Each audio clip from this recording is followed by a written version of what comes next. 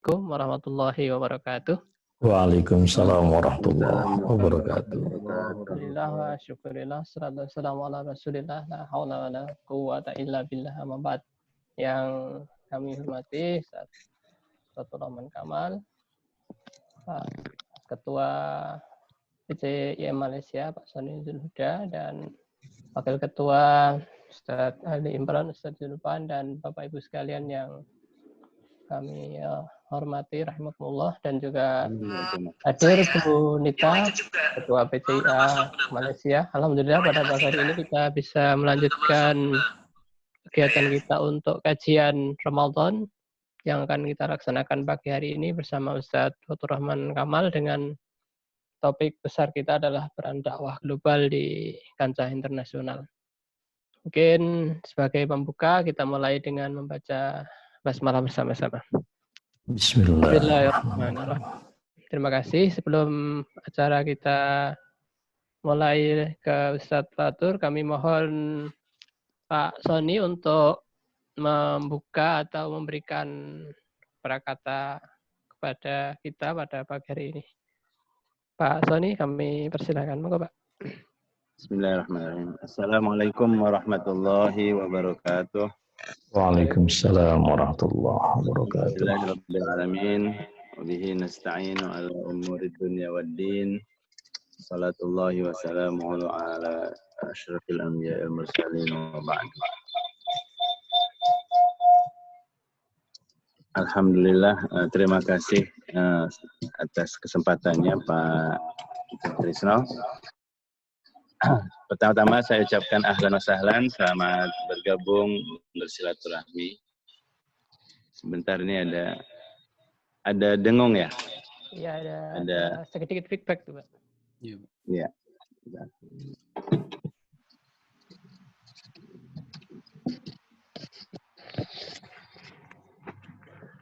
Terima kasih sudah bergabung sama kami bersama PCIM, dan saya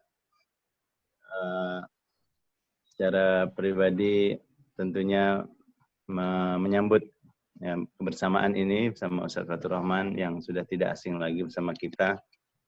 Dulu pertama kali ketemu beliau itu di Prim Kampung Baru kalau nggak salah, mampir di pengajian. Sejak itu sebenarnya saya kepengen sekali ketemu lagi untuk ada pengajian lagi, karena Masya Allah terkesan dengan pemaparan beliau. Belum sempat, kita cukup lama, beberapa tahun. Alhamdulillah bersama lagi, dan sebenarnya ada harapan untuk lebih sering karena Ustaz Fatur sekarang sudah melanjutkan PhD-nya di Kuwait ya Ustaz ya? Iya. Jadi sebenarnya secara teknis sudah jadi anggota saya. Warga PCIM Malaysia. Alhamdulillah dulu sempat komunikasi mau mampir, belum jadi karena tempas. Jadi ya, kini kita merasa bangga sekali gitu, ada Ustaz Fatur bersama kita. Nanti bisa kita tempelkan setelah nama Ustaz Fatur dalam kurung warga.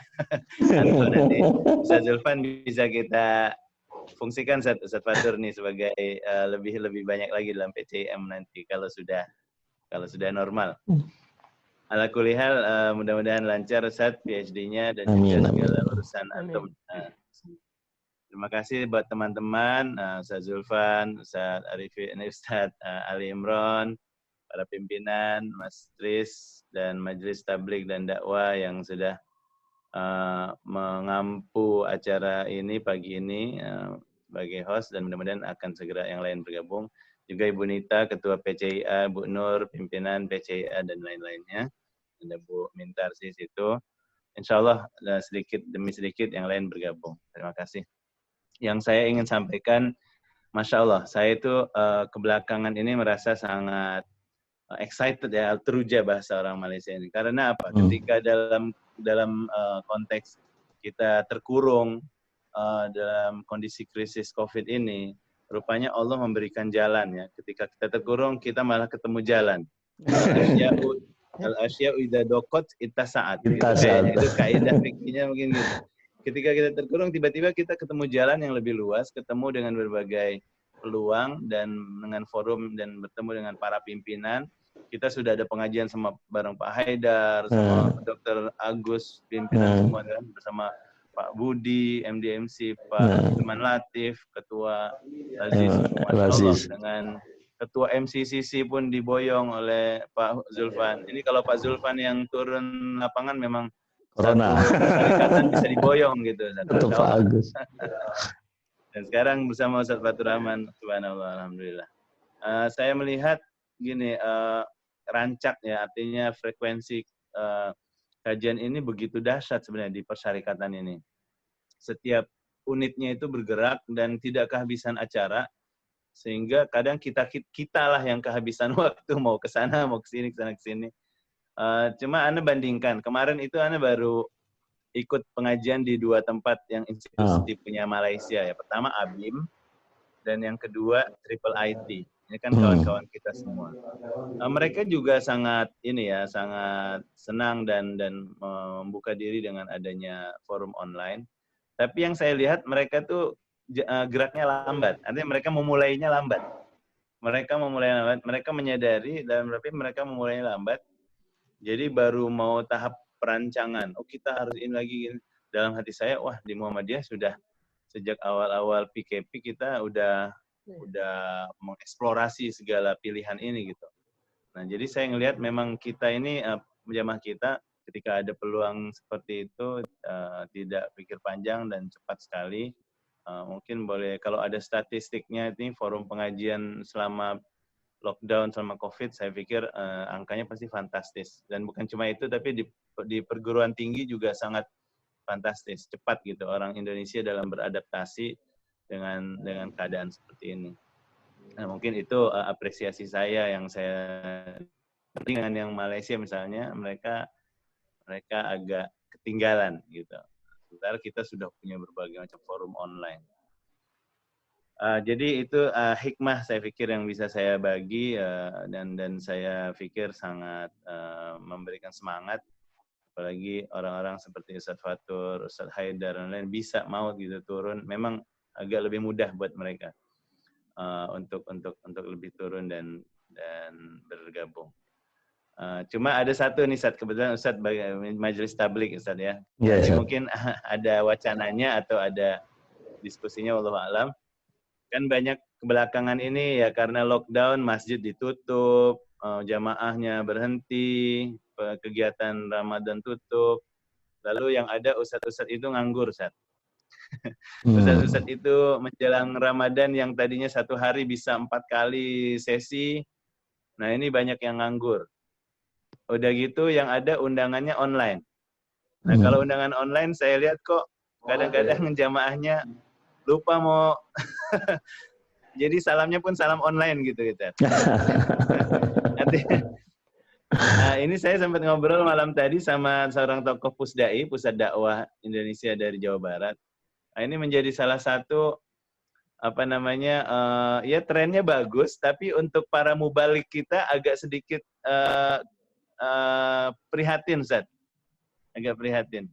Ini juga sempat diangkat oleh Prof. Hilman Latif, mungkin lazismu harus juga melihat ke arah itu.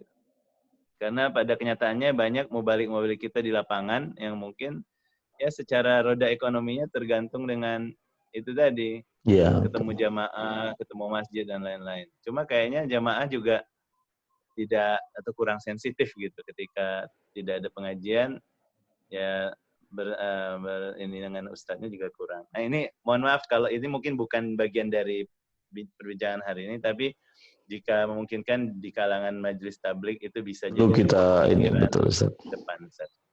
Itu saja Ustaz. Ini Mas Trisno, ini saya sambutan. Mohon maaf agak panjangan. Terima kasih. Jazakumullah khair. Wabillahi taufiq wal hidayah. Assalamualaikum warahmatullahi wabarakatuh. Waalaikumsalam. Terima kasih Pak Sani sudah memberikan beberapa semangat dan motivasi untuk kita bersama. Selanjutnya, menyingkat waktu, nanti kita akan mendengarkan tausiah dari Ustaz Fatur lebih kurang mungkin nanti 35 menit sampai 45 menit. Kemudian nanti kita akan diskusi ya Ustaz, sekitar 15 menit atau kurang lebihnya segitu. Mungkin dari jamaah sekalian, Bapak Ibu sekalian, ada yang ingin ditanyakan atau ingin dikonfirmasi terkait dengan tausiah yang akan disampaikan oleh Ustaz Fatur. Begitu Ustaz Fatur ya. Nggih. Monggo Ustaz, kami silakan untuk menyampaikan tausiahnya. Assalamualaikum warahmatullahi wabarakatuh. Waalaikumsalam warahmatullahi wabarakatuh. Alhamdulillahirabbil alamin. Allazi arsyadana fi kitabihi wa man ahsanu qawlan mimman da'a ila Allahi wa 'amila shalihan wa qala innani minal muslimin. Usalli wa sallim ala nabiyil mustafa imamina wa qaidina wa habibina Muhammad ibn Abdullah wa ala alihi at-tahirin at-tayyibin wa ala ashabihi wa ala at-tabi'ina lahu bi'ihsan wa ala sairi ummatihi alladzina yattabi'una hudah wa yastannuna bi sunnatihi ila yaumiddin. Asbahna ala fitratil Islam wa ala kalimatil ikhlas wa ala dini nabiyina Muhammadin sallallahu alaihi wasallam wa ala millati abina Ibrahim hanifan muslima wa ma kana minal musyrikin. Rekan-rekan sekalian yang saya hormati, wabil khusus Bang Sony dan teman-teman pengurus, moderator, termasuk juga ibu-ibu di cabang istimewa Aisyah. Alhamdulillah kita bisa bersilaturahim secara virtual pagi hari ini. Mudah-mudahan selalu diberkahi oleh Allah Subhanahu wa taala dan bermakna bagi kita di dalam menjalani keseharian kita. Rekan-rekan sekalian yang saya hormati, ada sisi lain dari peristiwa COVID ya. Peristiwa COVID ya, pandemi COVID-19 yang kita alami sekarang. Saya menangkap satu hikmah Bang Sony yang sangat besar bahwa ada suatu medan dakwah yang selama ini barangkali belum tersentuh dengan baik oleh kita, yaitu adalah komunitas virtual atau digital. Nah yang sekarang ini apakah memang jalannya harus begitu? Kita saksikan sendiri di Indonesia, bahkan di teman-teman PCIM. Ini sekarang terjadi geliat yang luar biasa. Jadi ada kebangkitan yang luar biasa, sehingga saya juga sampaikan ke Pak Haidar, Pak Ketua Umum kita, agar ini menjadi satu momentum yang positif lah di balik ujian ini. Bahkan secara khusus saya minta ada secara waktu berkala, misalnya Pak Ketua Umum kemudian bersinergi dengan Majelis Tarjih dan Majelis Tablik untuk melakukan hubungan secara langsung. Jadi menyambangi ya sowan kepada para mubalik kita di seluruh Indonesia, bahkan di luar negeri melalui saluran online. Dan alhamdulillah beliau setuju dan kemudian minta kepada kami untuk mendesain format dan konten. Jadi ke depan tampaknya ini menjadi pilihan yang sangat strategis. Nah, saya pribadi terus terang Bang Sony, justru dengan masa lockdown ini tambah sibuk saya. Karena banyak sekali online, tapi dengan begitu Bang, daerah-daerah yang belum pernah kita sentuh sekarang menjadi tersentuh.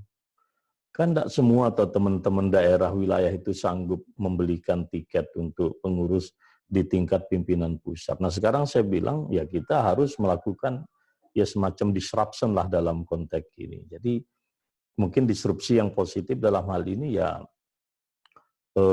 meminimalisir biaya, kemudian tapi kalau ada kritikan lo kemudian ke silaturahim berubah menjadi itu kan tergantung dari mana melihatnya saja. Karena bagi saya pribadi ngelihat Bang Sony di monitor saya dengan ketemu langsung beliau, terus terang zahiran wa batinan nggak ada bedanya Bang kalau saya sih ya. Jadi saya tidak terjebak dengan istilahnya itu ya realitas virtual yang serba maya. Enggak, bagi saya sih hakiki, karena Bang Sony yang ada sekarang kan asli kan, bukan penampakan. Sehingga kalau saya tidak perlu kita terlalu larut dalam narasi yang disampaikan oleh para ahli, ya terutama kritikus postmodern lah. Tapi menurut saya sih positif saja. Mas Tris yang saya lihat juga asli, yang saya lihat sehari-hari itu, ya kan, nggak tahu berat badannya naik apa enggak di KL ini. Jadi menurut saya ini hikmah yang luar biasa. Terus terang Bang, jadwal saya justru padat sekarang ini. Masya Allah. Jadi berhimpitan jadwal itu.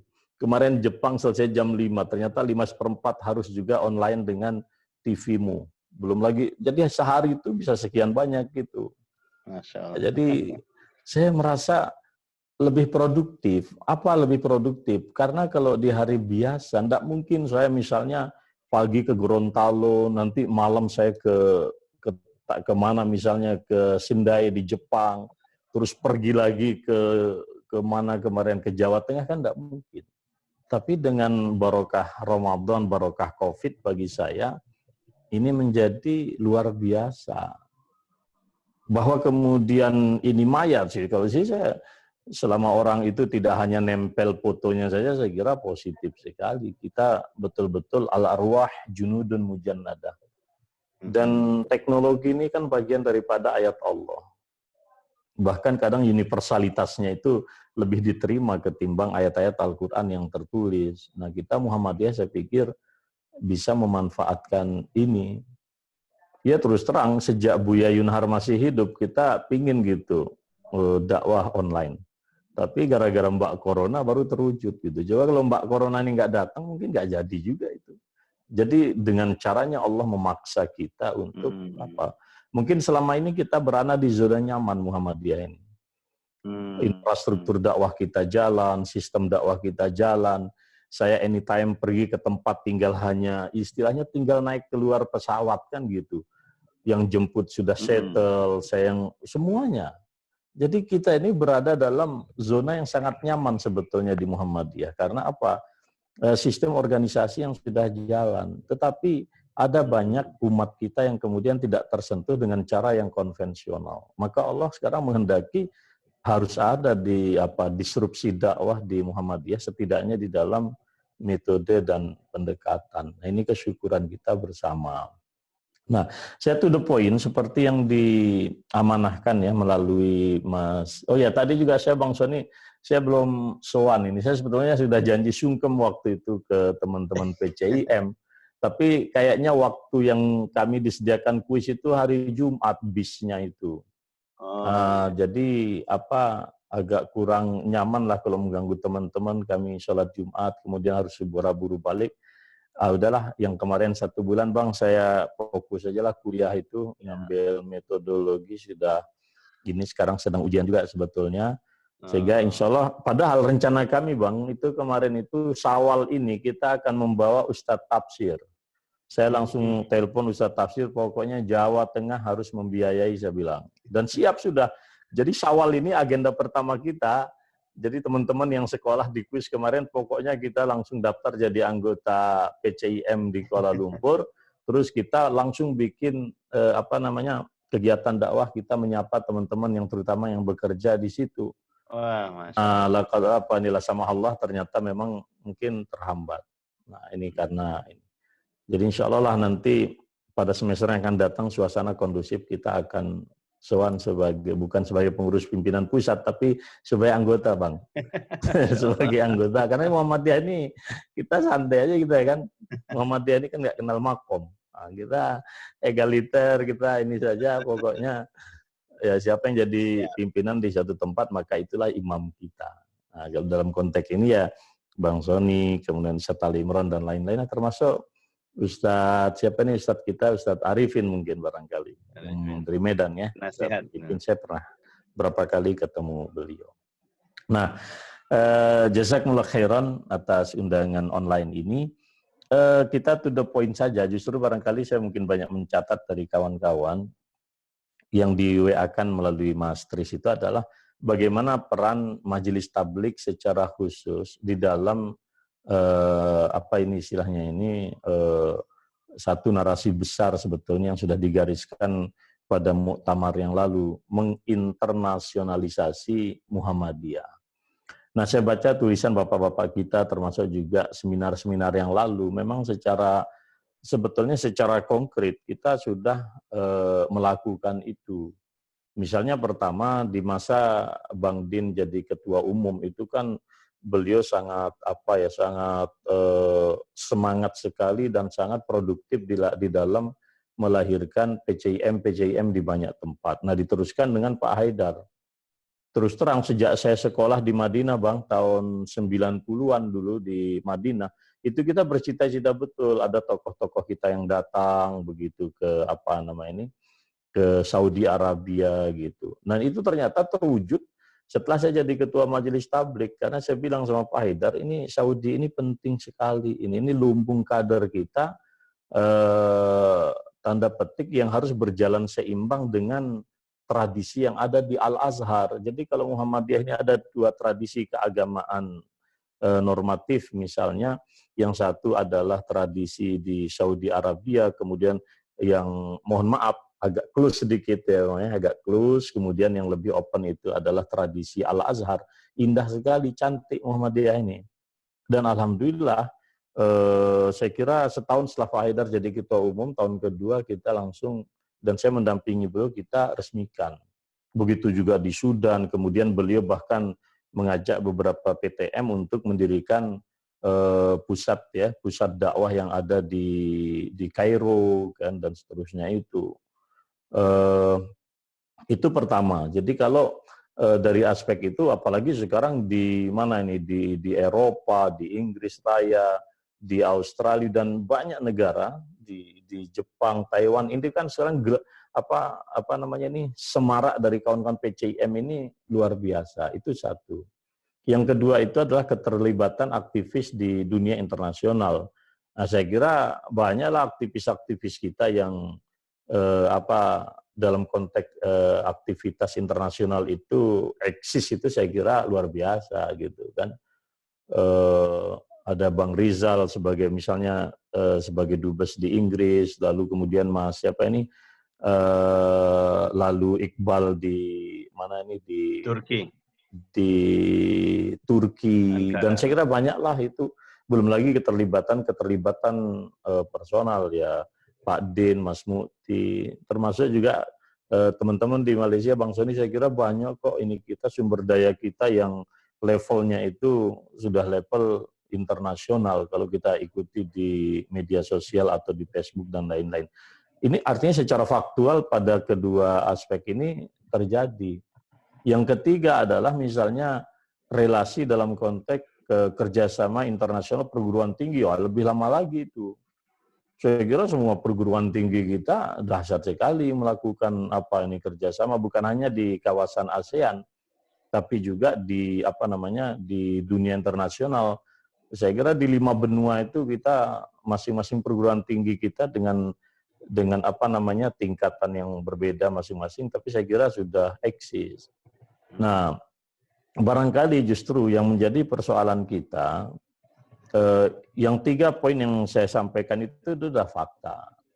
Tapi yang menjadi persoalan sekarang adalah, kalau saya melihatnya, jika dimaksudkan dengan internasionalisasi dan kemudian dikaitkan dengan tupoksinya kita sebagai Majelis Tabligh, ini kan kita tidak lagi di dalam ranah yang maksud saya, oke lah, pikiran-pikiran yang kosmopolit kayak begitu itu diusung, saya yakinlah saya.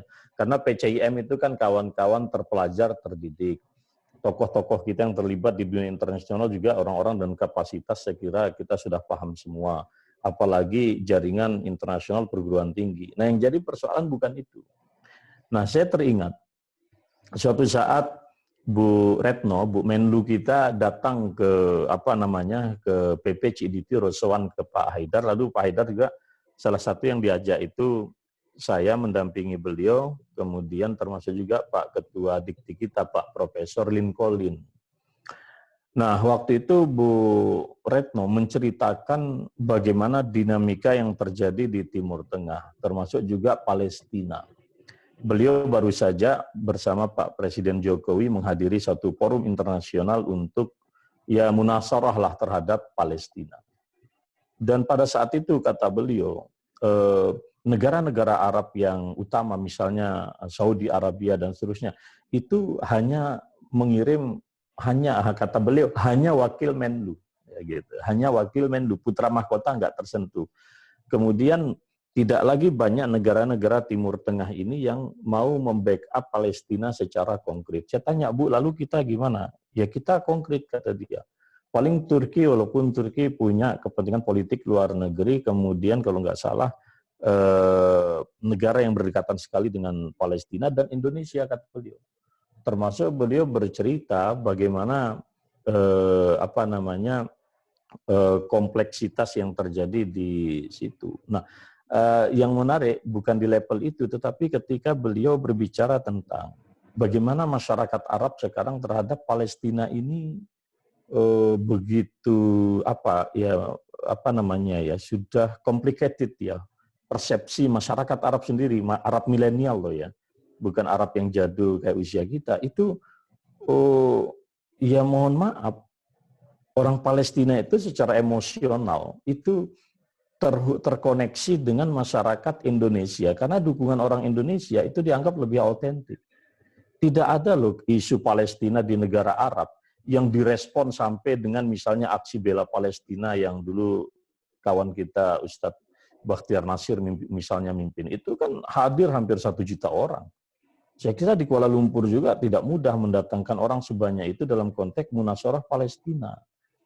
Nah, itu poin satu.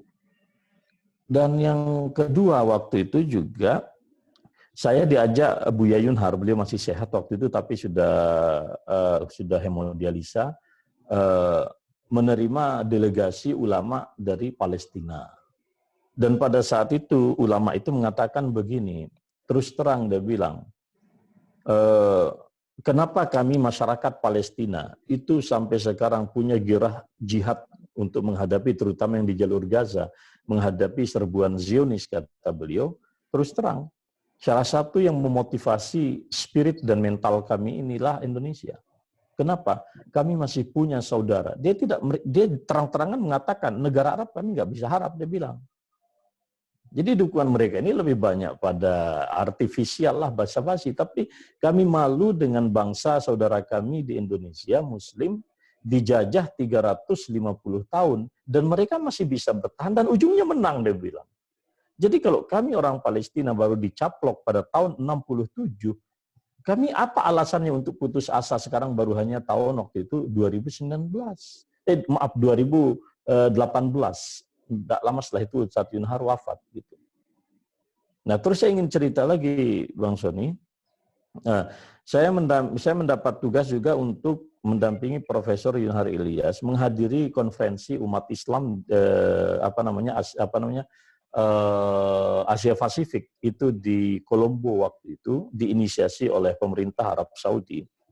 Di akhir sesi waktu itu, Profesor Dr. Abdul Aziz Ammar, beliau tahun 80-an itu mudir di Ma'hadul Ulum di IPIA Jakarta, dan sekarang beliau Advisory Council untuk Kementerian Agama, Mustasyar beliau, Wizarah Diniyah di Riyadh. Dia mengatakan, pokoknya gimana caranya malam ini saya ingin ketemu kalian berdua gitu. Maksudnya Buya Yun sama saya. Ya sudahlah, Buya Yun selesai sesi terakhir, beliau ngetuk betul kamar kami itu. Udah kami ngobrol lah. Apa dia bilang? Yunhar dia bilang, sudah cukup Muhammadiyah ini mikirin Indonesia 100 tahun. Sekarang ini saatnya Anda mikirin saudara-saudara Anda di Asia Barat, di Timur Tengah. Ya. Sudah cukup, 100 tahun untuk Indonesia cukup. Tahun kedua Anda harus mikirin saudara-saudara Anda yang sekarang ini banyak dibunuh, pertumpahan, safakud dima, dan seterusnya.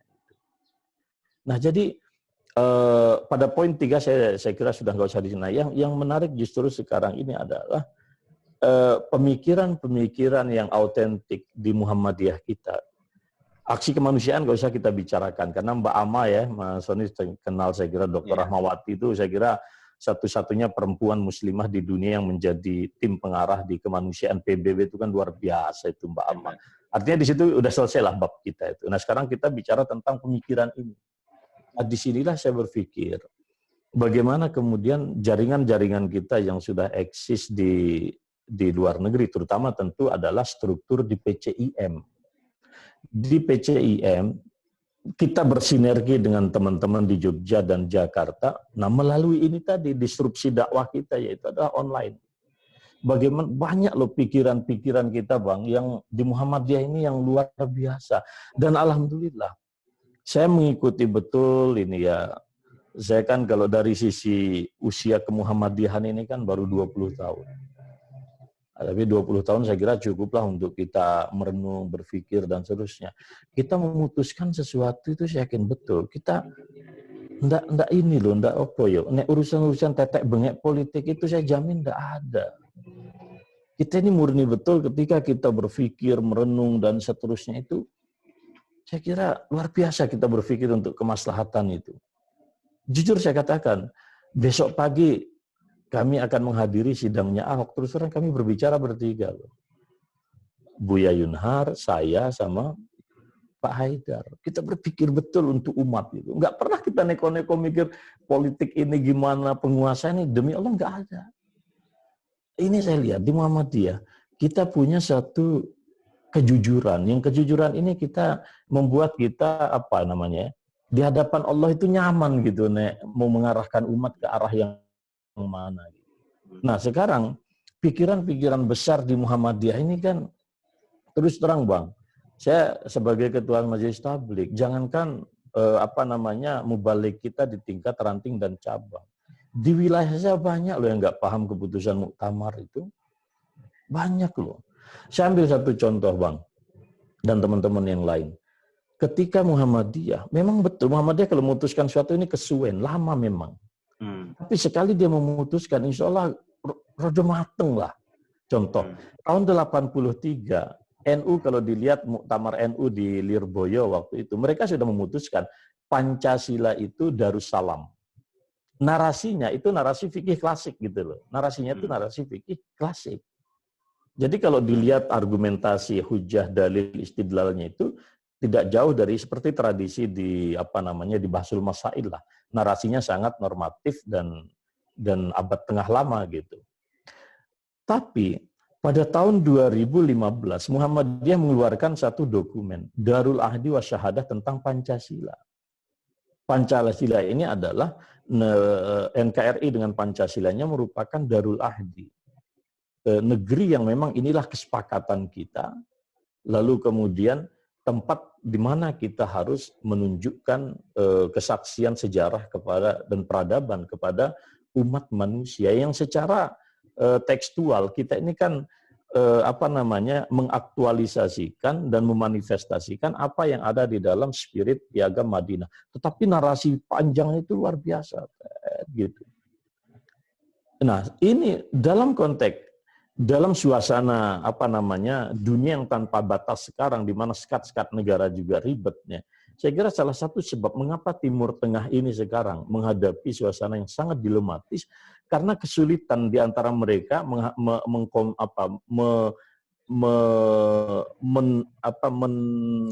mensinergikan tiga persoalan pokok. Satu adalah konsep kenegaraan, kedua adalah konsep kebangsaan, dan ketiga adalah konsep kekuasaan. Jadi kenegaraan, kebangsaan, dan Islam. Jadi relasi 3 poin ini di negara Arab kan tidak mudah, Bang. Coba lihat di Pakistan, walaupun dikatakan Islamic State, tapi pembunuhan tiap hari terjadi. Di Saudi Arabia, dia juga mengatakan kalau kita buka dustur Saudi itu, dustur mamlakah, itu jelas annal mamlakat al-arabiyah tu'assas alal kitabi was sunnah. Tetapi kan artikulasinya nggak semudah kita menulis di dalam teks konstitusi. Nah, model Indonesia sebetulnya, apalagi kemudian argumentasi historis yang ditulis Pak Haidar itu kan panjang sekali. Dia uraikan itu dari sejarah bagaimana Islam diterapkan, syariat Islam diterapkan oleh kerajaan Nusantara. Panjang sekali narasi itu, dan itu tidak ada di dalam narasi yang diangkat oleh kawan-kawan di NU. Walaupun NU memutuskan tahun 83 kan lama sekali jaraknya itu. Tapi dalam suasana kehidupan global kita yang sudah bebas batasan geografis, ideologi, ini menjadi sangat signifikan. Dan ini yang tidak ditemukan masyarakat Arab sekarang. Antara tuntunan kebangsaan mereka, tribalisme mereka, Arab ini, Kemudian yang kedua, bentuk negara juga demikian rupa rumitnya di situ, monarki yang absolut begitu. Nah, tapi di satu sisi kan juga Islam kita ini demikian. Nah, saya kira Muhammadiyah ketika dia memutuskan Darul Ahdi wa Syahadah, ini bisa kita jual ke, mohon maaf tanda petik, bisa kita jual ke negara-negara yang masih mengalami persoalan demikian. Nah, maka kembali ke Bu Retno tadi, apa yang bisa kita bantu untuk masyarakat Arab? Nah, waktu itu saya ngangkat tangan, Bu, gini saja saya bilang, Saudi Arabia itu 70% dari populasinya adalah generasi milenial. Itu seusia dengan Muhammad bin Salman ini. Putra mahkota sekarang, karena beliau kelahiran tahun 80-an. Nah, generasi 70 seusia saya dan kita barangkali ke sana itu kan hanya 30% dari populasi. Makanya kan mengapa MBS begitu mendapat sokongan yang sangat kuat dari publik? Ya karena 70% adalah anak-anak milenial. Oleh karena itu beliau kemudian menggagas Saudi 2030. Itu kalau kita lihat itu kan, mohon maaf, bagi orang Indonesia itu lompatannya luar biasa itu. Apalagi saya ingat-ingat masa studi saya waktu di Arab Saudi, jauh sekali. Itu bukan lagi reformasi, tapi kayak revolusi lah secara budaya itu. Tapi dalam suasana kayak begini, orang Saudi kan masih menerawang. Mereka kan berinteraksi dengan modernitas ini secara terbuka kan pasca Arab Spring. Sebelumnya kan mereka tertutup. Kayak 4 tahun loh di Madinah itu nggak pernah lo ngeliat akhwat yang cantik, itu nggak pernah, karena semuanya nutup. Nah sekarang akhwat sudah jaga toko, gimana? Nggak ngebayangin loh. Saya tuh nggak rela. Bagaimana bumi wahyu ini kok tiba-tiba kita di Jakarta aja kedatangan Lady Gaga, kita demo kok FPI itu misalnya. Lalu sekarang musikus dari barat yang mahal itu manggung di situ coba. Kan mereka sebetulnya tidak siap mental secara kebudayaan. Jadi ada semacam shock culture di situ. Lah kalau Indonesia ini kan, mohon maaf lah, maksiatnya itu sudah sangat tersistem gitu loh. Jadi kita nggak kaget-kaget banget lah Bang Suni kan. Jadi maksiat ini kan dari level 1, 2, 3 itu tadarus lah maksiat di Indonesia. Tapi kalau di Saudi ini kan maksiatnya ini mengalami kayak si paradigm gitu ya, lompatannya dahsyat sekali dia. Dari nggak lihat perempuan tiba-tiba ngelihat orang nggak pakai busana yang kayak begitu itu coba membuka aurat.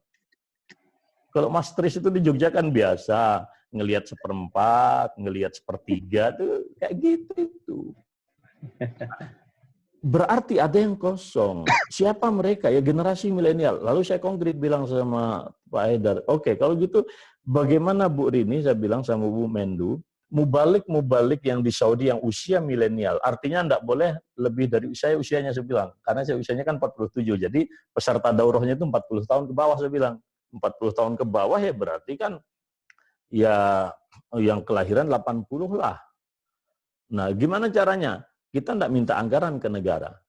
Kita bikin daurah dakwah kepada mereka, bagaimana sebetulnya kebinekaan, tasamuh, tapi yang autentik, bukan kebinekaan yang politik gitu loh. Karena di Indonesia ini kan kebinekaan ini ada yang politik, ada yang asli gitu. Nah, Muhammadiyah ini saya pikir asli-asli aja itu. Nah, ini contoh. Nah, bayangkan kalau misalnya teman-teman kita yang pinter-pinter ini di PCIM, itu melakukan semacam sosialisasi begitu kan, desiminasi tentang, dan itu baru hanya satu putusan. Putusan yang lain kan banyak sekali yang sangat strategis di dalam muktamar. Nah itu yang saya bilang di tingkat wilayah, karena 5 tahun itu ya Allah sampai kita mau muktamar lagi masih lo berbicara di depan PWM itu apa yang dimaksud dengan Darul Ahdi wa Syahadah itu. Jadi memang kita DDR banget, daya dong rendah terhadap putusan muktamar. Nah ini sekarang maksud saya gimana teman-teman di ini. Jadi tadi itu eksistensi PCIM, kemudian keterlibatan personal di luar negeri, kemudian yang ketiga itu adalah perguruan tinggi Muhammadiyah, itu udah lewat lah itu. Nah sekarang kita harus masuk kepada yang berikutnya itu, yaitu adalah desiminasi pemikiran, kita masuk di dalam struktur berpikir. Ketika saya ke Aljazair, ke Alger waktu itu, semua pimpinan perguruan tinggi Islam yang bergengsi di Timur Tengah itu dari Riyadh, Al-Azhar, Palestina, semualah Uni Emirat Arab dan lain. Mereka waktu itu ada satu seminar judulnya adalah implementasi tata kelola Madinah pada masa Rasulullah. Ya, ya, jadi implementasi tata kelola Madinah yang plural ya di masa Rasulullah di era modern sekarang gitu. Semuanya itu luar biasalah kalau narasinya. Pas di sesi dialog, seorang dekan Fakultas Usuluddin di Alger, di Konstantin University waktu itu, dia ngangkat tangan. Dia bilang, dengan hormat saya, apa yang Anda sampaikan luar biasa, tapi mohon maaf, madza taqulun kulluha mukhalifah lima nahnu alaihi al-an. Apa yang Anda katakan semuanya oleh presenter ini, itu bertentangan dengan realitas hidup kita di negeri Arab sekarang, dia bilang. Betul. Nggak mudah loh tasamuh itu. Nah gitu loh. Maksud saya, wah ini keren juga gitu loh. Dan saya kira ya di sini nggak usahlah saya ini teman-teman kan bisa mengakses. Ini hanya salah satu contoh saja bagaimana kemudian kita ini ya masalah ekonomi dan lain-lain saya kira sudah inilah di situ. Tapi yang justru saya mungkin dan teman-teman tarjih bagaimana kita mendesiminasi pemikiran-pemikiran keagamaan yang insya Allah saya yakin kayaknya lebih relevan deh daripada apa yang dialami oleh masyarakat kita di Arab. Kenapa? Karena pemikiran agama di Arab ini kan selalu di backup oleh kekuasaan. Kalau di tempat kita kan enggak gitu. Nah ini contoh terakhir aja Bang Sony. Ketika orang bicara tentang fatwa kemarin, Indonesia ini kan saking ya memang apa namanya sisa-sisa politik 2019 ini kan belum hilang gitu ya. Sampai ada yang bertanya, apakah Muhammadiyah ini dengan negara bla bla bla dan seterusnya. Saya bilang, saya ini ikut loh merumuskan fatwa itu. Tidak ada, demi Allah tidak ada itu. Jadi kalau Muhammadiyah berfatwa bahwa kita kemudian sementara waktu berpindah dari syariat memakmurkan masjid yang ada di masjid yang dibangun, dengan memakmurkan masjid tempat sujud kita di rumah masing-masing, ini kita hanya berpindah dari satu hukum ke hukum yang lain, dari satu sunnah yang lain. Demi Allah nggak ada narasi ini kaitannya dengan Islamofobia, nggak ada sama sekali. Saya pribadi ikut di dalam merumuskan itu. Kita betul-betul murni bersandar pada penjelasan saintifik yang disampaikan oleh ahli virus, ahli tentang pandemik, bagi ahli tentang apa namanya ini tentang apa namanya ini yang metode itu loh untuk mengetahui kapan kurva ini mengalami puncak dan kapan dia turun gitu kan, itu murni Ahli di statistik situ. mungkin ya. Lalu apa dalil-dalil agama yang relevan di dalam menghadapi resiko yang dijelaskan oleh para ilmuwan. Saya katakan demi Allah, nggak ada politik kita bicara di situ. Murni untuk hifdzun nafsi. Makanya Muhammadiyah nggak tanggung-tanggung loh teman-teman. Berapa puluh miliar kita keluar untuk COVID ini loh.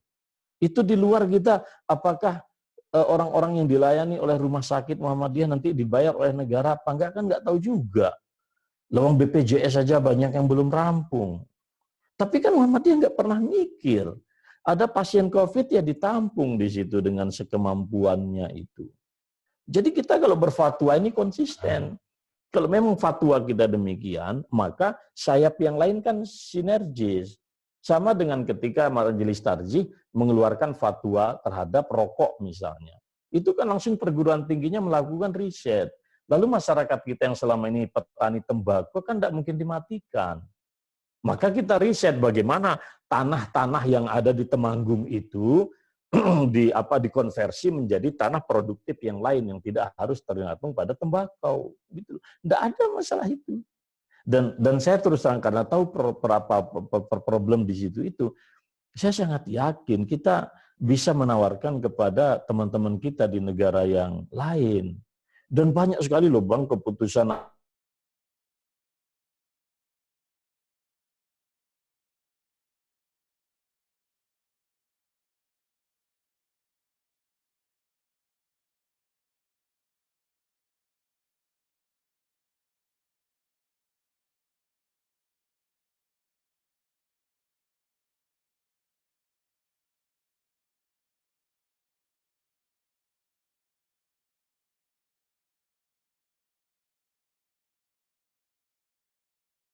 di Jogja di pagi ini kan.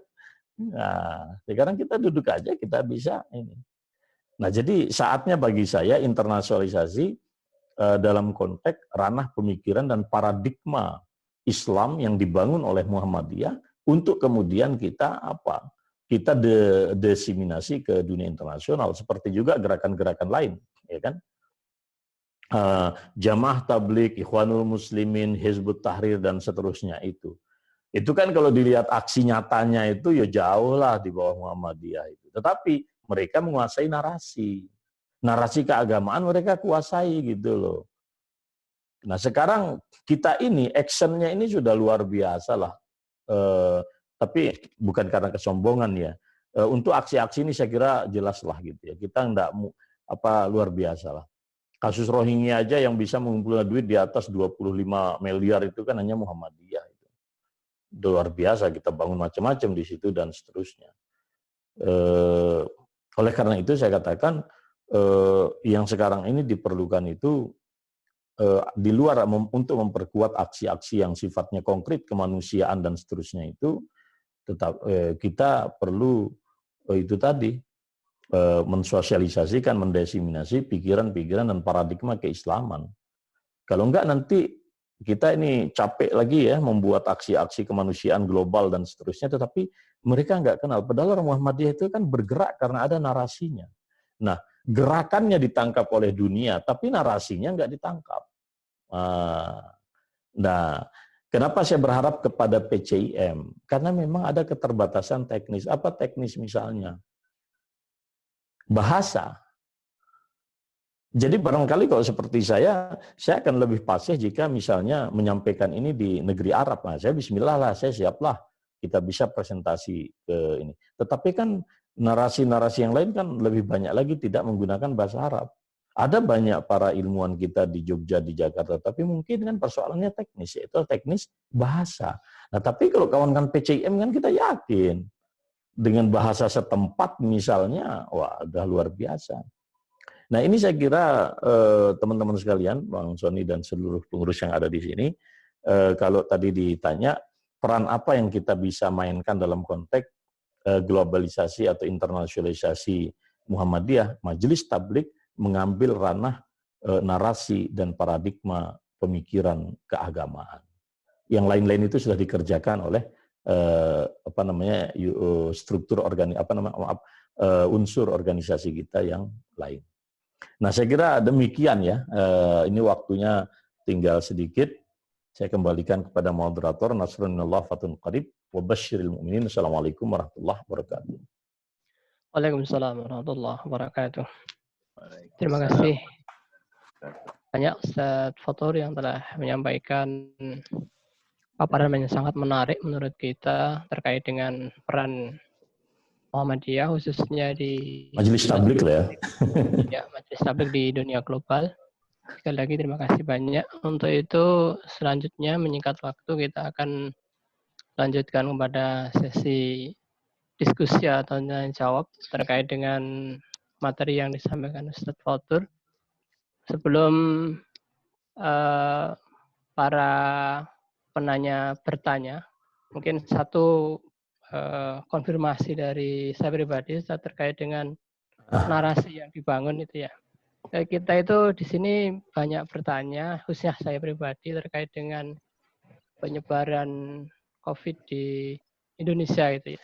Itu narasi yang dibangun kan sepertinya semua sumber itu berasal dari umat muslim itu. Sementara ada sumber lain yang bahwa sampai ribuan jamaah itu sebenarnya dari jamaah gereja. Tapi itu tidak ada yang muncul dari media yang menyampaikan itu. Nah, itu sebenarnya kan di satu sisi kita kalah narasi, tapi di sisi lain kita juga kalah dalam konteks media gitu. Kita nggak punya media. Nah, itu mungkin yang bisa kita lakukan di kancah itu terkait dengan kapasitas kita seperti apa. Ya. Mungkin itu satu sebuah pertanyaan ya dari saya. Mungkin langsung saya jawab Mas Tris ya. Silakan. Ya. Bapak Ibu yang lain untuk bertanya atau mau langsung ditanggapi itu nampaknya sama Oh iya, Ustaz. monggo Ustaz. Gimana? Kalau mau Jadi silakan. gini Mas Teris ya, jadi ini adalah efek daripada dosis politik yang menurut saya overdosis politik umat kita di Indonesia. Jadi memang pasca 212, dan mohon maaf loh Mas Tris, saya itu aktivis 212 loh. Saya hadir di rapat-rapat GNPF sama Bakhtiar Nasir, saya hadir di rapat-rapatnya Habib dan seterusnya. Saya paham lah. Bahkan ada penelitian yang saya juga nggak duga itu nama saya dimasukkan di situ. Iya, saya banyak Ada riset dari teman saya juga, tapi karena riset ya saya nggak bisa protes ya. Nama saya dimasukkan juga di situ. Tapi terlepas dari itu memang pasca 212 ini memang ada teori tentang psikologi orang ketika mengalami suatu keterdesakan ya. Saya baca di CNN itu, termasuk juga COVID, pandemi COVID-19 dan seterusnya ini, manusia itu kemudian cenderung untuk melakukan apapun yang dianggap bisa memproteksi diri dia. Jadi proteksi diri ini berlebihan, sehingga nanti ini pada ranah berikutnya akan melahirkan apa yang disebut dengan xenofobia. Dia anti terhadap segala sesuatu yang asing bagi dia. Coba Mas Tri sekarang jalan di kampung-kampung, nggak enak loh Mas. Antum masuk kampung, kampungnya itu dipasangi pagar semua loh sama warga kampung. Saya tinggal di Banteng. Kemudian ada kemarin Ustadz mau ngisi online di Budi Mulia, itu mobilnya dicegat. Padahal Ustadz itu pengajar tetap di Pondok Budi Mulia, tapi begitu COVID, siapapun mobil masuk di perumahan dicegat oleh satpam, gak enak banget. Setiap kita ada wajah asing oleh anak-anak muda di kampung, kita ditanya bapak siapa. Ya walaupun sama saja bapak siapa kan gak enak juga gitu. Biasanya kita di Indonesia kan gak mengenal batas-batas kayak gitu. Harus cuci tangan, tujuannya apa? Wilayah privat orang kan terbuka gitu. Nah ini maksud saya, ini secara psikis memang akan mengakibatkan seseorang itu untuk bersikap lebih agresif di dalam memproteksi diri. Sampai tingkat nanti lahirlah xenofobia. Yang konkret lagi nanti, masyarakat kita sebagian itu menolak apa yang disebut dengan jenazah COVID misalnya. Nah, rupa-rupanya ini kalau terjadi di dalam konteks COVID memang terlihat. Tapi kan diam-diam alam pikir kita nggak kita sadari masuk di dalam suasana xenofobia. Nah ketika agama kita Mas Tris, ketika kita mendudukkan kaidah-kaidah agama ya mohon maaf, la tulqu biaidikum ila tahluka, la darar wala dirar. Kalau Anda berada di satu tempat wabah jangan keluar, yang di luar jangan masuk begitu kan. Kemudian menggunakan kaidah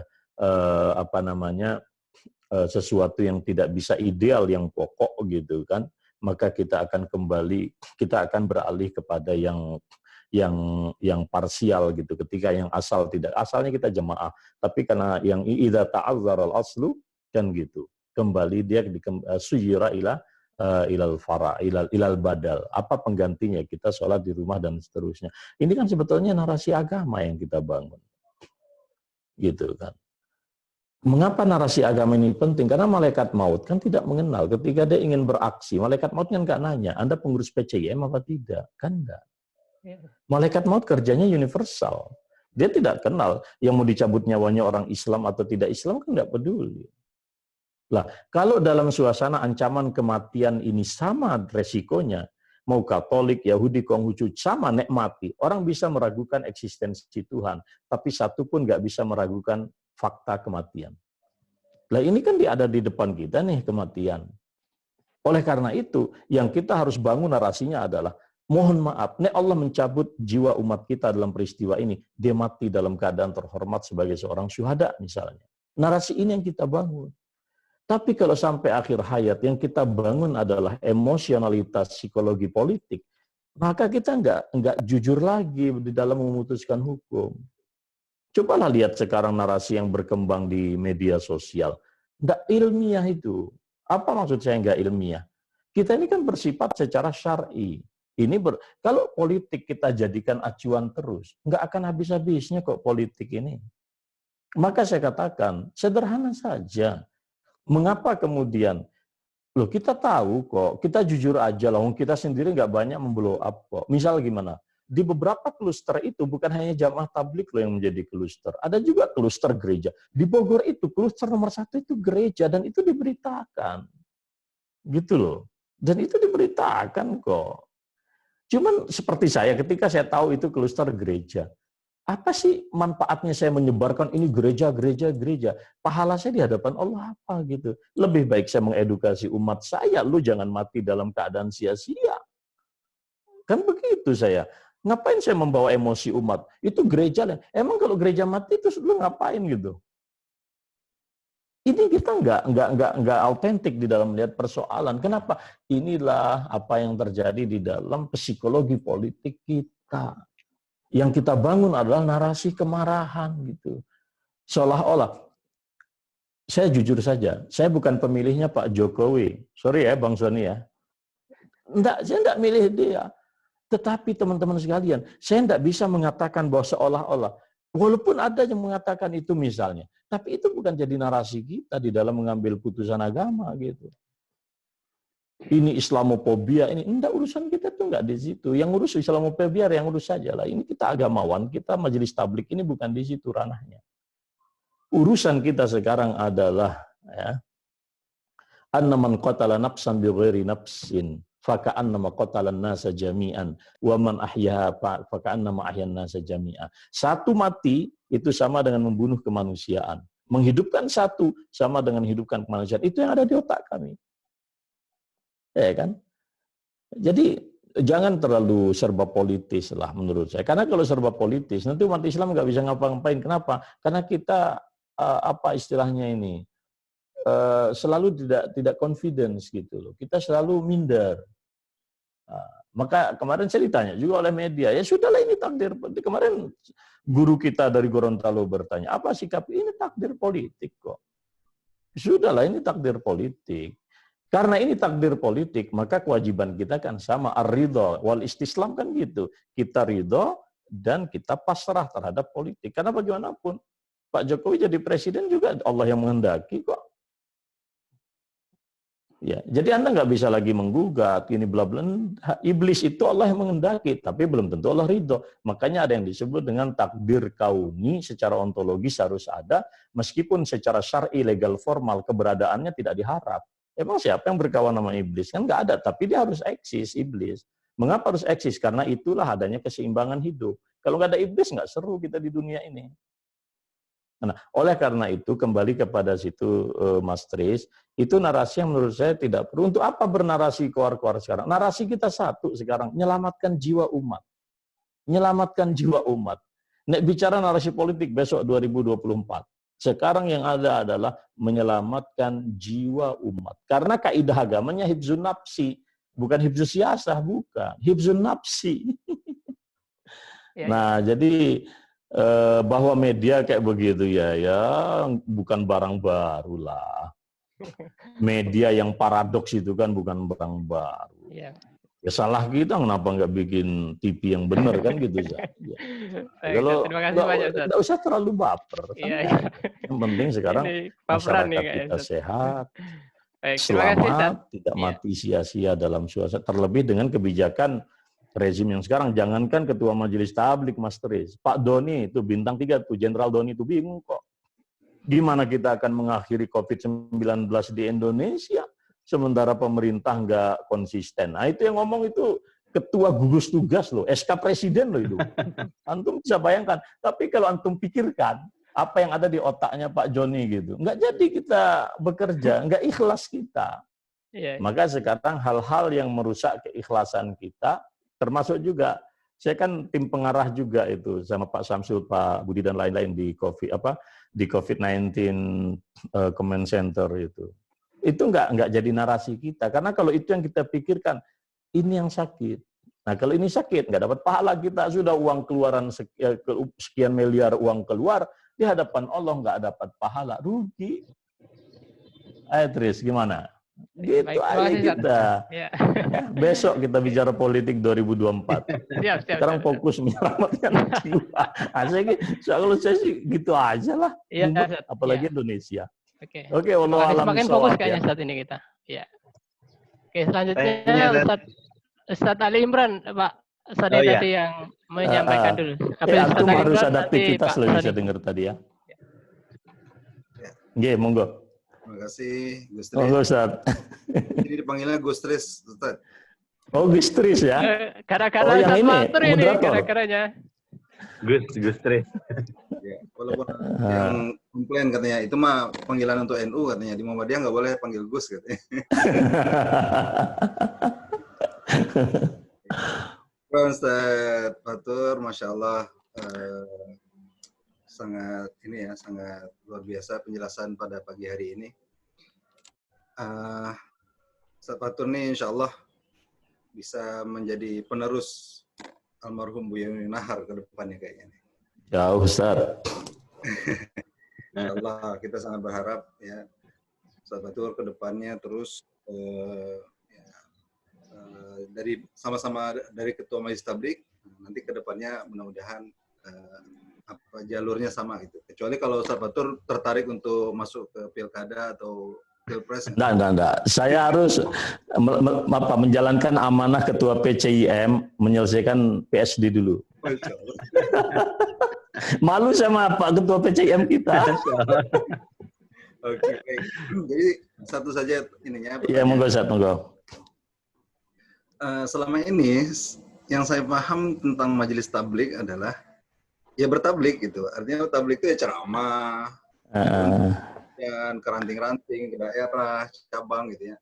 Nah, dari keterangan Ustadz Fatur tadi, wah ternyata kayaknya ada satu hal yang masih lowong gitu di Majelis Tabligh Muhammadiyah ya. Mungkin bukan hanya pusat tapi seluruh tingkatan gitu.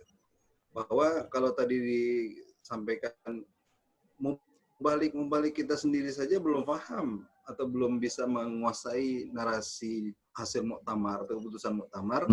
Nah, padahal sebenarnya tabligh kan mereka yang menyampaikan gitu ya. Mereka menyampaikan. Yeah. Kalau yang menyampaikan menguasai, wah itu menjadi satu masalah gitu ya. Nah, dan yang saya terpikir tadi itu, oh berarti bisa jadi mubalik kita ini ada mispersepsi gitu tentang fungsi Majelis Tabligh di Muhammadiyah, bahwa bukan hanya mengisi pengajian, bukan hanya mengadakan ceramah-ceramah dan yang sejenisnya, tapi yang lebih penting dari itu adalah bagaimana Majelis Tabligh ini menjadi corong gitu, atau menjadi juru bicara Muhammadiyah di setiap tingkatan. Nah, apakah Majelis Tabligh ya selama misalnya Ustaz Fatur menjalani sebagai Ketua Majelis Tabligh dalam raker-rakernya, rapat-rapat kerjanya, atau rapat pimpinan Majelis Tabligh, atau rapat yang secara nasionalnya, itu sudah mengarah ke sana gitu, untuk mengarahkan Majelis Tabligh. Tugas Tabligh adalah balighu an Muhammadiyah walau ayah, begitu, kira-kira begitu. Nah, terus selama ini juga kita melihat di Muhammadiyah ada MPI, Majelis Pustaka dan Informasi. Kan? Jadi bagaimana posisi Majelis Tabligh dengan MPI ini? Apakah mungkin Majelis Tabligh sebagai konten, MPI sebagai medianya, atau bagaimana? Itu saja. Terima kasih. Ya, oke, to the point. Terima kasih, Kang. Jadi ya memang nggak mudah. Ya, jadi kita sebetulnya mulai dari PP Muhammadiyah pada periode ini. Saya ngotot betul sama PP Muhammadiyah untuk mendirikan apa yang disebut dengan Tabligh Institute. Alhamdulillah sudah jadi. Jadi Mas Tris, kalau antum pulang, nanti di dekat kampus itu ada gedung mewah. Baguslah itu kita bangun, agak mahal itu. Walaupun saya masih dikejar juga karena masih kurang sekitar 2M, tapi tidak ada masalah. Karena itu proyek Allah, nanti Allah yang akan menyempurnakan kekurangan uang yang kurang lebih 2-3 miliar itu. Kenapa saya bilang, selama ini saya jadi pengurus tabligh, sebelum jadi ketua kan 15 tahun di pengurus tabligh pusat. Itu kerjanya itu memang dari rapat ke rapat itu tidak pernah membicarakan narasi besar di muktamar, putusan muktamar. Lalu pada 2015 kemudian saya mencoba merubah dengan cara membuat program kerja yang tidak operasional dalam artian kerjanya cuma keliling tablik. Karena di PP ini kan harus kerjanya mestinya mikirkan narasi besar itu, lalu dituangkan dalam bentuk yang lebih operasional. Tapi bukan dianya, kalau gitu habis waktu kita untuk pergi ke daerah. Nah ini porsi keliling daerah ini kita batasi dengan harapan bahwa kawan-kawan di struktur yang berikutnya, karena yang punya PP ini kan tidak punya umat sebetulnya. Yang punya umat itu ya wilayah, daerah, cabang, ranting gitu loh. Nah PP ini saya sepakat dengan Pak Haidar, kita kan posisinya adalah mendrive, bagaimana mengarahkan gitu. Jadi kayak steering committee aja. Tapi kalau steering committee juga terlalu banyak ke bawah ini kan repot. Nah, oleh karena kaki tangan kita ini terbatas, saya mengusulkan itu. Maka tapi ini tidak mudah. Pak Haidar sendiri mengatakan begini, tidak mudah melakukan perubahan budaya. Bayangkan loh, tablik dalam makna ceramah itu kan budaya yang mengakar di Muhammadiyah. Padahal dunia dan realitas kita berubah, nggak bisa lagi tablik kayak begitu sekarang paradigmanya. Kita ini berbicara tentang narasi yang kemudian didistribusi ke bawah, gitu loh. Akhirnya kita bikinlah sejumlah program yang membatasi hal-hal itu, terutama di tingkat PP dulu. Nah, ternyata menyampaikan hasil putusan muktamar dari perspektif normatif teologis, apalagi yang lain-lain, itu juga menjadi persoalan tidak mudah. Mengapa demikian? Gini, pengurus Muhammadiyah kita mengalami stagnan di daerah dan di wilayah. Kalau Mas Tris dan kawan-kawan mau tahu ya, di wilayah itu ada loh orang yang datang sejak tahun 90, semua acara PP, tahun 90 sampai 2019 yang datang itu aja orangnya. Kita bingung. Saya bilang kita ini sudah membatasi usia, tapi nggak bisa karena fakta sosiologisnya mereka eksis di PWM dan mereka menjadi ketua bidang. Apalagi ada ego-ego tertentu tidak memberikan ruang. Sebetulnya saya terus terang lebih senang berhadapan dengan orang yang lebih muda dengan saya. Tapi kalau sudah ada acara tadi yang dimaksud adalah acara di tingkat nasional, mohon maaf, saya menjadi orang paling muda di forum itu. Karena yang hadir kemudian orang-orang 50 tahun ke atas misalnya. Dan itu nanti nyampe di daerah wilayah yang secara teoritis harusnya disemaikan lagi. Itu biasanya, itu mandek di laci meja perserikatan. Dan ini terus berlanjut. Maka saya katakan, tidak ada cara yang lain kecuali melakukan engineering manusia. Cobalah lihat, mohon maaf loh ya, tradisi Muhammadiyah ini. Orang yang nanti terpilih di wilayah di apa itu kan sebetulnya bukan teman-teman muda juga. Ini juga menjadi persoalan kita. Akhirnya mandek. Jadi mohon maaf loh ini Kang Zoni ini. Di wilayah, di daerah kadang-kadang persoalan ini juga menjadi hambatan serius. Jadi banyak orang tua kita belum siap meninggalkan di meja pimpinan. Sehingga anak-anak muda ini itu semacam dia botol yang tercekik gitu loh. Jadi besar sebetulnya dan akhirnya mereka mencari tempat-tempat yang lain. Sementara tuntutan kita dan putusan muktamar itu mau tidak mau meniscayakan orang-orang yang lebih progresif, lebih ini, tapi ini kata Pak Haidar tidak mudah. Maka kita harus pelan-pelan. Nah sehingga terkait dengan tadi itu karena demikian saya mengusulkan kita sudah punya gedung Seniman Ruang, maka laboratorium dakwah itu sebetulnya relevan apa yang dilakukan oleh Pak Amin Rais tahun 85. Banyak loh teman-teman ilmuwan kampus mau backup saya, tapi juga tidak mudah. Kenapa? Masalah sosiologis. Ada teman-teman pakar ahli kependudukan, ada pakar perubahan sosial, ada pakar dari psikologi, ada pakar. Ini saya pinginnya aja bergabung. Tapi kan secara sosial kan tidak mudah, Mas Tris. Orang akan bertanya, itu kapan masuk Muhammadiyahnya? Padahal yang kita butuhkan kan ilmu mereka. Ya, saya bilang kita khitan di Muhammadiyah by proses saja lah, nggak usah langsung orang masuk Muhammadiyah harus jadi Muhammadiyah. Pak Amin Rais dulu konsepnya begitu. Maka mohon maaf, dalam konteks majelis tablik, belum ada saya lihat kepemimpinan majelis tablik yang melebihi produktivitas yang dilahirkan majelis tablik tahun 85 sampai 90. Tapi pada saat itu memang otoritasnya sangat kuat. Di waktu itu organisasi kita semua ketua majelis itu otomatis menjadi anggota pleno sehingga tidak melalui ketua bidang misalnya di dalam mengeksekusi suatu program. Nah Pak Amin pada saat itu bayangkan disokong oleh Pak Syafi'i Ma'arif, Pak Watik Pratiknya, kemudian Pak Kunto Wijaya, kemudian yang muda-muda ada Pak Said Tuhulele, ada Pak Heri. Ini orang-orang Gajah Mada itu ditarik semua di situ. Maka kalau kita pergi ke kantor PP Muhammadiyah di Majelis Tablik, dokumentasi yang tersisa adalah produk tahun 85. Bagaimana peta dakwah, bagaimana isu-isu sosial politik itu terangkum dengan bagus. Nah, setelah itu kemudian kembali lagi ke masa yang lalu, yaitu adalah tradisi oral. Bahwa Majelis Tablik itu ya tablik gitu loh, secara letterlek. Nah, ini kita coba, tapi tentu tidak mudah. Oleh karena itu, besok terus terang, saya pribadi di dalam laporan akhir ini, saya mengusulkan MPI dan Majelis Tablik itu digabung menjadi Majelis Tablik dan Dakwah Digital. Karena udah nggak ada pilihan lagi, MPI nggak usah ada. Karena selama ini kan MPI fungsinya itu mereka orang-orang yang expert di bidang teknologi.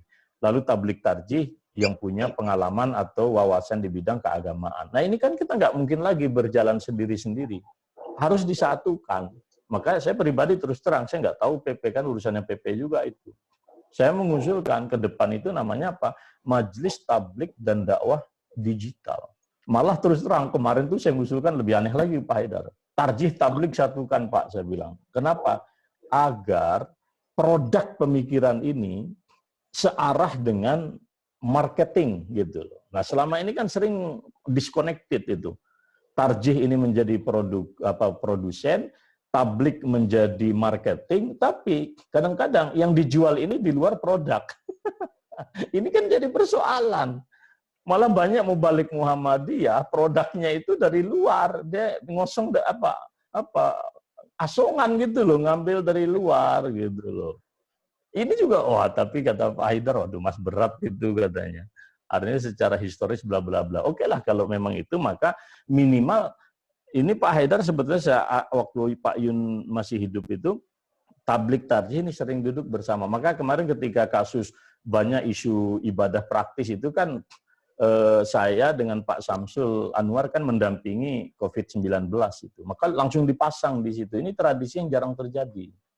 Nah, ini masalah ini aja kok Mas Ustadz Ali Imran, kadang-kadang kita ini apa ya? Egonya itu. Makanya saya pikir pertanyaannya serius. Maza turid fil Muhammadiyah au bil Muhammadiyah? Pertanyaannya sangat radikal, mendalam ya. Apa yang Anda inginkan di Muhammadiyah dan apa yang Anda inginkan dengan Muhammadiyah? Nah, kalau dunia kita timbang, akhirat dunia ini kan setidaknya harus balance. Tapi kalau dunianya lebih berat, sulit kita akan bersinergi karena ruh kita ini tidak menyatu. Nah, doakan saja teman-teman PCIM kan punya otoritas. Saya nggak punya otoritas karena saya pembantu saja. Kami pembantu pimpinan, unsur pembantu pimpinan tingkat pusat. Ya, yang punya otoritas ya Gang Soni dan lain-lain itu. Yang punya suara maksud saya untuk bagaimana Muhammadiyah ke depan melalui forum konstitusi kita di muktamar yang nanti bulan Desember. Nah, itu saja. Kalau saya itu saja Ustaz. Jadi madza turidu fil Muhammadiyati wa madza turidu bil Muhammadiyah. Harus clear. Maka ke depan ini saya terus terang saya masih positive thinking betul. Saya sangat yakin betul laboratorium dakwah kita bangun, dakwah kita harus saintifik, harus berdasarkan fakta-fakta. Tapi ini kan tidak mudah bagi bapak-bapak kita yang 60-70 tahun. Nah, mohon maaf Mas Tris, antum kalau ngeliatin ini saya konkret aja. Ini kan ada tulisan Imania nih. Ini Imania nih. Ini sebetulnya channel pribadi saya. Kenapa? Saya terlalu capek rapat. Padahal dakwah digital ini kan sederhana Bang Soni. Saya punya santri mahasiswa yang bisa syuting, yang bisa editing, kan gitu. Sederhana saja. Butuh juga alat. Ini kameranya hanya 12 juta, kita bikin wifi hanya 400.000 sebulan. Kemudian Zoom kita beli hanya 1,5 sebulan full dan seterusnya. Enggak banyak duit itu yang keluar. Anak-anak juga yang penting kita berbuka bareng, makan bareng udah selesai, nggak ada honor apa-apa. Tapi di majelis itu bisa menjadi ribet gitu loh. Ribet. Wah, saya pikir, ya sudah kalau begitu.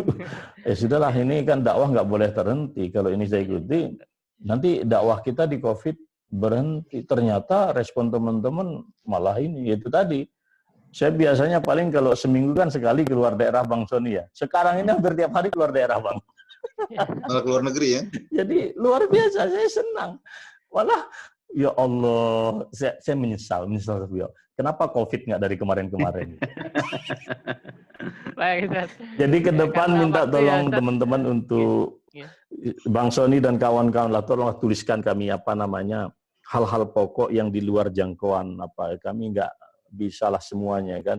Teman-teman yang dari luar kan bisa view Indonesia ini lebih objektif, lebih luas gitu. Dan alhamdulillah ketua umum kita orang yang sangat rasional, artinya beliau masukan itu apa selama itu konstruktif dan itu insya Allah beliau sangat welcome lah tentang itu semua.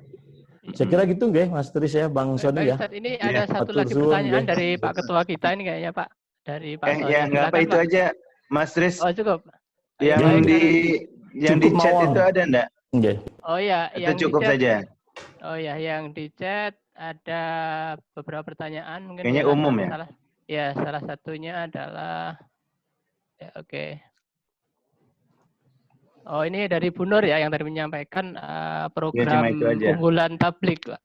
Program unggulan tablik DPP yang terkait dengan kontekstual narasi tadi mungkin. Ya, satu, kita sudah dari hasil narasi besar muktamar, kita terbitkan menjadi buku sebetulnya.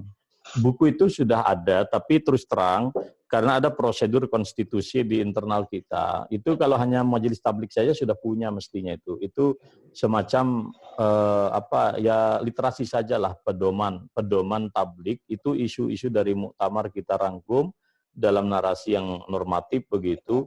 Itu tidak kurang dari 400 sekian halaman. Itu sudah kita bagi sebetulnya PDF-nya. Lalu kemudian yang yang kita lakukan di luar itu mengawal umat di dalam narasi-narasi publik. Saya kira saya secara pribadi juga mewakili kawan-kawan di Majelis Tablik untuk merespon isu-isu yang misalnya krusial dan seterusnya itu. Kemudian juga yang menurut saya signifikan, dan ini bukan untuk periode ini, tapi untuk Muhammadiyah tahun 2035, kita mendirikan Majelis Tablik Institute lengkap dengan misalnya pusat dakwah digital, bukan seperti yang di Ciditiro. Ciditiro kan nanti banyak persoalan. Kalau ini fokus di dunia seperti ini, di Tablik Institute nanti ada laboratorium dakwah, para ilmuwan kita akan kita rangkum sehingga ke depan itu ya saya yakinlah tablik ini sangat signifikan di luar pelayanan-pelayanan ya. Kalau pelayanan umum saya kira sudah biasa sajalah itu. Kemudian juga dakwah digital ini sesungguhnya kita diberikan mandat oleh PP, Tarjih, Tablik, dan MPI. Tapi itulah ya mohon maaf ya, karena di Muhammadiyah ini kan rapatnya lebih panjang daripada persoalan kayak begini. Dan sampai terus terang apa yang berkali-kali saya hadir rapat di Menteng di Jakarta, bahkan dipimpin oleh Pak Ketua Umum, sampai hari ini kan belum ada eksekusinya itu. Pusat dakwah digital yang melayani pertanyaan-pertanyaan instan. Bahkan Pak Sekum kita, Mas Abdul Mukti, itu lebih progresif lagi. Dia ingin membentuk semacam tim fatwa instan yang merespon isu-isu sesaat begitu. Tapi di Muhammadiyah kan tidak mudah budaya kayak begitu. Nah, budaya shortcut ini budaya milenial gitu ya. Tapi saya kira kita harus ambil jalan tengah. Karena kalau begini terus ribet. Misal, 2 Jumat yang lalu saya kan minta, ini kita akan menghadapi akhir Ramadan. Kita perlu tuntunan untuk iktikaf gitu ya. Iktikaf di rumah hukumnya gimana sih? Kemudian bagaimana tata laksana sholat Id dan seterusnya. Kalau secara pribadi saya bisa menjawab, tapi kan tidak boleh atas nama organisasi. Nah sampai hari ini yang organisasi belum jadi. Padahal kan 3 hari lagi kita masuk Asyur Hawakhir. Nah yang kayak begini nih loh lambatnya nih. Akhirnya apa yang terjadi? Orang lari. Tapi kalau saya menggunakan otoritas sebagai majelis tablik, walaupun saya paham gitu, kan tidak boleh dalam konstitusi kita. Akhirnya memang lambat sekali. Kalau dibolehkan, saya sudah ngomong dari kemarin, tapi kan tidak berani saya. Atas nama majelis. Tapi kalau saya ditanya secara pribadi, bukan atas nama majelis, ya saya akan jawab, kan begitu. Nah, jadi saya kira itulah beberapa hal, dan mudah-mudahan ke depan ini yang pokok itu pertemuan kayak begini tidak harus di masa COVID, tapi saya kira itu menjadi momentum untuk kita lebih giat lagi di dalam memanfaatkan ayat Allah ini berupa teknologi. Saya kira demikian, mohon maaf ya atas kekurangannya kawan-kawan. Terima kasih banyak Ustaz atas tausiah yang cukup mendasar dan saya pikir sangat luas dan mendalam. Untuk itu sekali lagi terima kasih banyak atas waktu yang disampaikan. Semoga mendapatkan balasan yang terbaik dari sisi Allah. Amin. Amin. Jadi sebelum sesi kita akhiri, kita akan sesi foto bersama Ustadz dan para jamaah sekalian. Monggo yang belum menampakkan virtual background-nya, silahkan menampakkan virtual background-nya biar kita bisa sesi foto. Mas Ulin siap ya? Ini baru buat saya, ini bid'ah betul ini. Foto bersama. Iya. Buka semua videonya Ustaz. Jadi iya, ini luar biasa ya. Sekarang kita mau ngirim berita-berita ke media, dia akan nanya mana foto kegiatan, adanya cuma foto poster. Tapi yang di atas saja ya muncul ya. Enggak usah nanti gimana caranya, Nanti apa yang Mas Ulin yang akan ngambil. Nanti Mas Ulin yang akan mengambilnya. Caranya biar muncul semua. Apa Ustaz, nanti akan kelihatan Ustaz. Oh gitu. Dari yang ini udah. Dari operator nanti yang akan. Oke, mungkin sudah siap Mas Ulin? Siap. Baru kali ini ada foto bersama ya. Ada wajib ini.